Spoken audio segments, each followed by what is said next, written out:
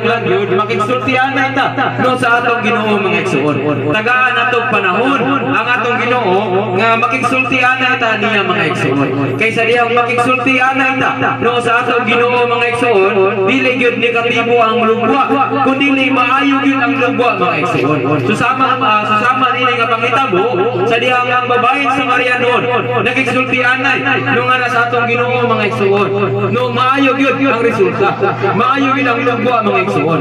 Ang babae sa Marianon nakadawat siya no sa buhing tubig mga igsoon. Noong natagbo ang iyang kauhaw mga igsoon. Ug dili na gini siya uhawon busa kitang mga tao.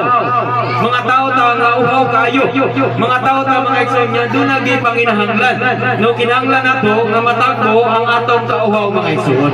Busa na kinahanglan ta sa buhing tubig. E kining buhing tubig dili ni siya. No dili ni siya kanang dili ni siya matapos mga igsoon. Dili ni siya mahurot. No kanunay ni siya magtubot kini kanato. Ipakitaan ba nga kini day tubig nga atong ipahimusgan karon mga igsoon dili sa kalibutan. Bisan mga igsoon o matagbo ni ang kauhaw nato mga igsoon apan dili siya mulahutay. Sa diha mo inong tani siguro matagbo ang atong kauhaw. Sumutagbo na kayo. Siguro matagbo ang atong kauhaw mga igsoon. Apan mulabay na pod ang pipila ka oras uhawon na punta. So wala gyud higpit nga natagbo ang atong kauhaw mga igsoon. Temporaryo lang no mga igsoon. Usa na kinahanglan ta sa buhing tubig nga motagbo sa atong kauhaw mga igsoon.